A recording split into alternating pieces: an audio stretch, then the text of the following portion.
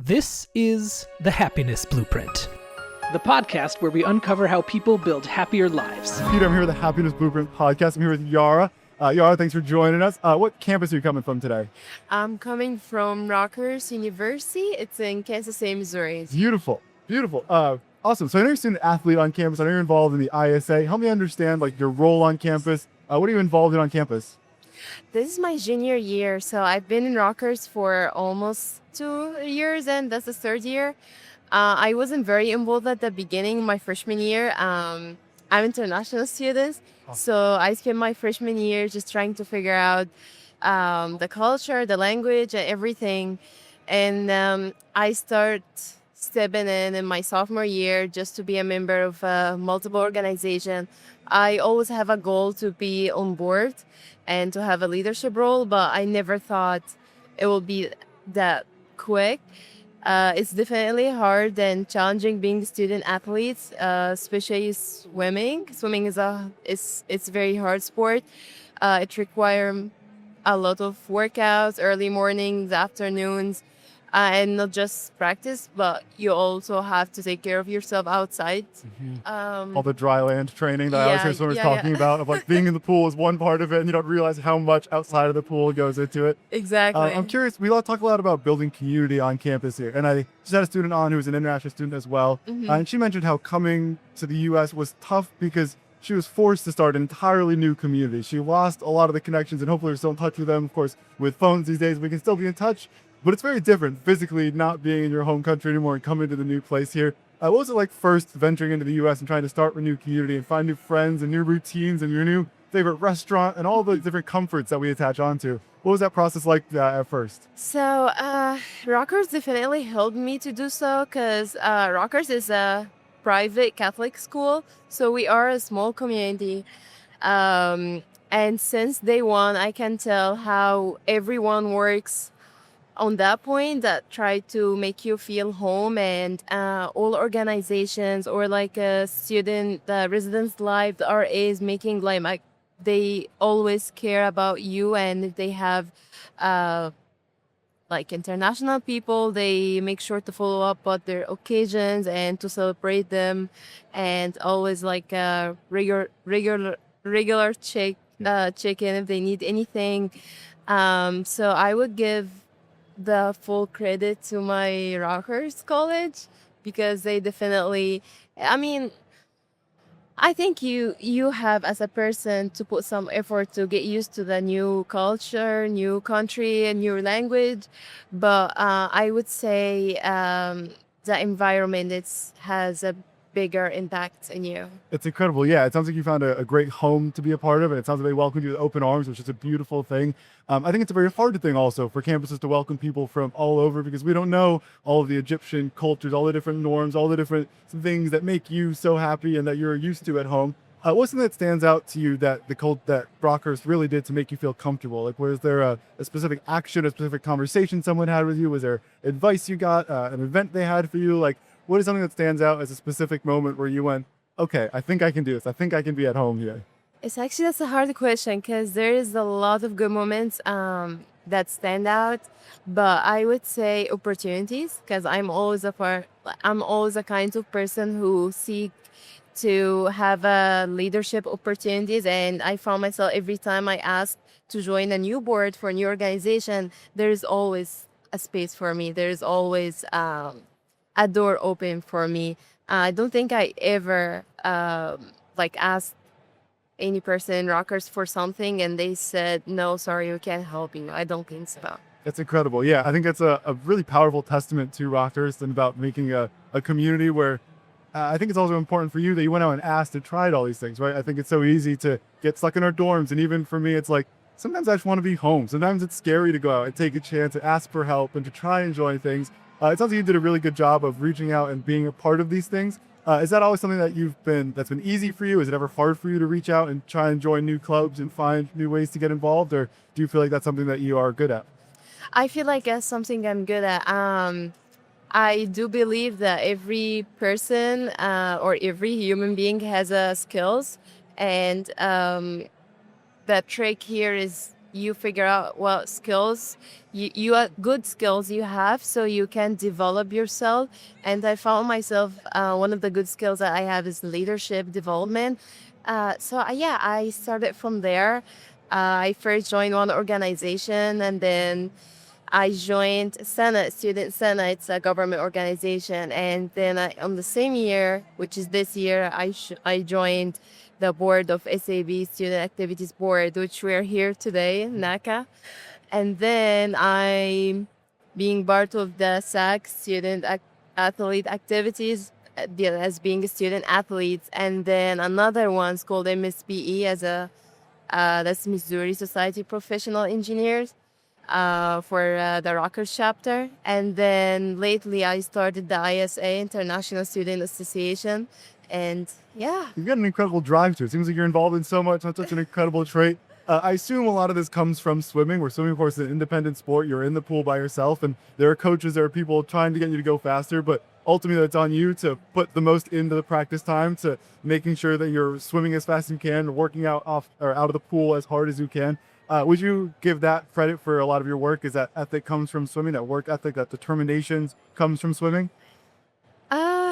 I'm not gonna lie, swimming is definitely like taught me a lot of good things. Growing up as an athlete, it teaches you a lot of things. That's one of the good things it teaches you is to be independence. Yeah, time management as well, prioritizing your time, being engaged or involved in a new community. And honestly, I don't think if I can imagine how it would be my life if I didn't grow up as an athlete. I don't know if I would be able and capable to do what I'm doing now or now. Yeah. You mentioned time management. I think you're right. That is a universal problem. And of course, as a collegiate person or a college student, a student athlete involved in many clubs, like that is a complicated challenge for you, especially, but certainly everyone else, right? Everyone else has their job and their work life and their home life, and they want to go to the gym and they want to go out with their friends, or they have kids, or they have whatever responsibilities going on here. How have you kind of managed all these different things pulling you in so many different directions? How have you kind of structured to manage the time?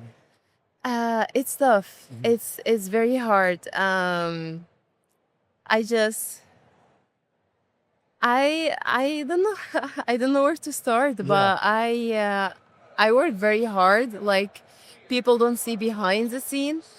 Like, people don't know that I wake up every day at 4 in the morning Unbelievable. just to get my things done. Just to the only time that I can study the early mornings, because during the day I either have practice or like meetings for organizations, or like work on campus, or like I think you have to be disciplined, and you have to believe in yourself that you can do anything. And I think it's more mentally than it's more physically, or yeah. So What motivates you to get up at 4? So I think for me, it's 7, 8. When I say I'm getting up at early, it means I got my alarm at 6:30. I'm out of bed at 7 or so. And I guess I often work nights with events, so I'll give myself a little bit of credit here that 4 a.m. might not be realistic if I'm not home till 2 a.m.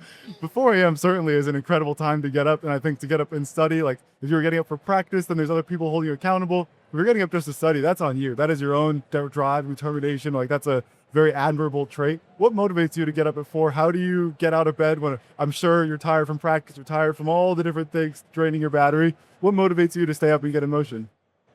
that's a good question. A lot of things, honestly. I'm so grateful for being here, being on a scholarship in the United States. What motivates me, that I know my parents are waiting to celebrate a success daughter. I'm the oldest daughter. Awesome. Okay. So like, all the motivation is just me. I also see my young siblings, for any small success I do, they always celebrate me. So That's I beautiful. think they see me as a big sister. That's beautiful. And to be honest, I don't look every single day I wake up. I don't look at about just today. I look at the big picture and the biggest goal. And guess what? Like, it's actually make the goal comes faster. Like, no, for real. I was just talking about that to my friend this morning. Like, I was like, I never thought like success will hit that fast. I never like things I was thinking about to achieve when I'm 25. I think I'm taking the first step right now, and I'm just 20. So I'm so proud of myself, and I think I will keep.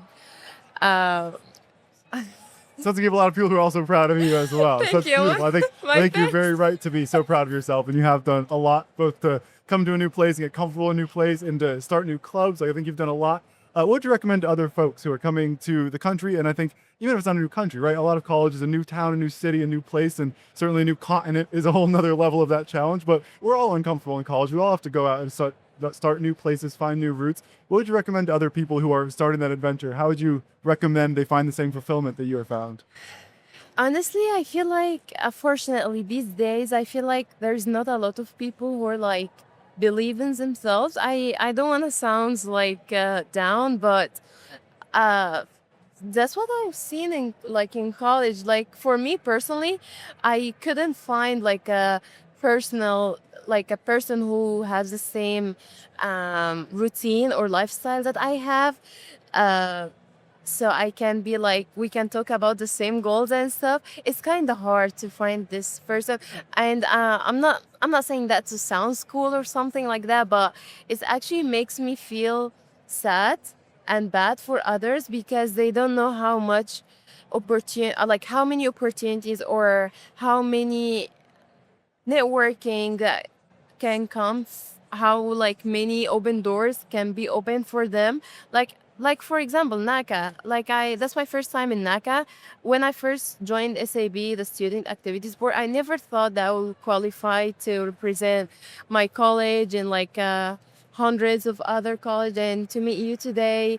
And I never thought about meeting Puffy. Yes. I'm glad I pronounced his name right. Yes. And I'm like network with him, and guess what? He's an engineer as well, and he's doing that now because he was involved and he was very engaged with the campus and with all the campus activities, and he got his pilot license. So yeah, that actually makes me happy, and these kind of stuff motivate me to keep going because I know like good people are exist. Like Yes. people with a good discipline and goals, they are living with us. Like we are not angels, we are not miracles, right? This episode of the Happiness Blueprint podcast is brought to you by Vibarks. Goals, budgets, and KPIs can tell you what happened, but they don't tell you how people felt while doing the work. Happiness is the most important metric of all, and it needs a system. Vibarks is that system for prioritizing your mental health and tracking emotional metrics for individuals, teams, and even projects.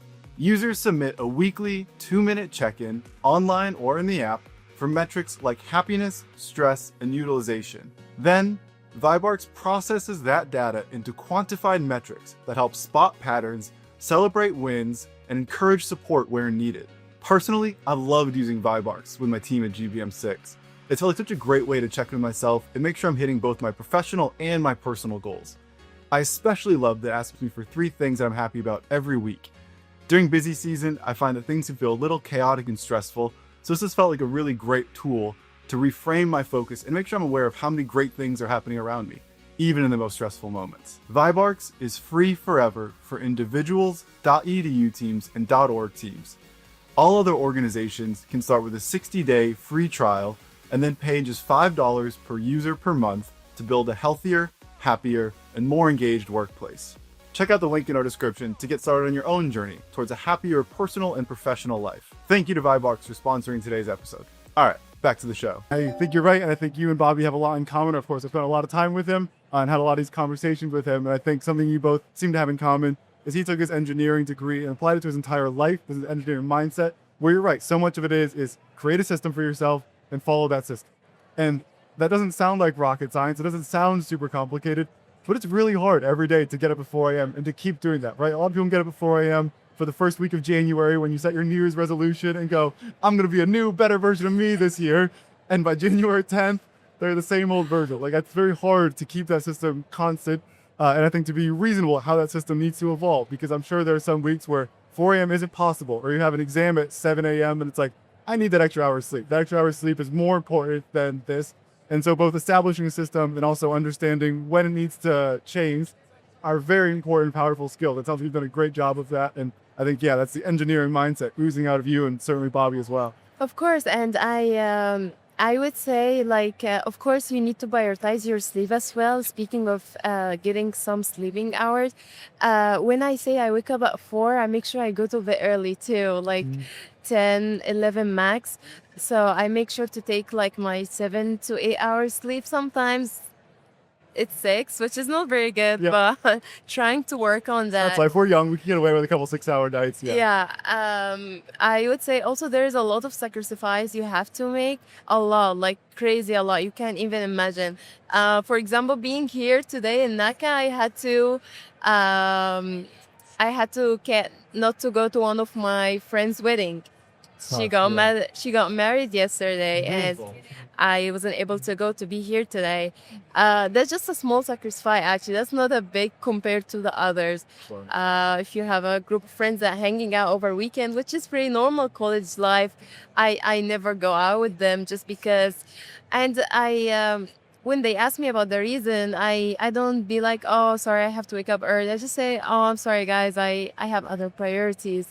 And then nobody really knows about my single life details until they see like the big achievement. And I work on that. Like, I think I believe in the quote, fake it till you make it. That is my entire life motto. I think that has been the key to a lot of things I found success in is like, I didn't know how to film a camera at some point. Right now I'm very confident doing it. But if I show up with a camera and say, I don't know how to do this, no one's going to let me work with them, right? At a certain point, it's like, yeah, I know exactly what I'm doing. And thankfully that became true over time, but it certainly wasn't true at the beginning of it. And I think you're right. I think it's a very core motto and it's important to just, fake it till you make it. I think you're very right there. I have 2 last questions here I'd love to wrap up with. One is advice you would have for your past self. So you've gone through a lot in coming to the States and starting new clubs, getting swimming going, which I assume has only gotten harder as you get older, right? I think we tend to think that before it started, it's like, no, every year it gets more competitive. The new class of freshmen are even faster than the last class of freshmen. There's just this constant pressure.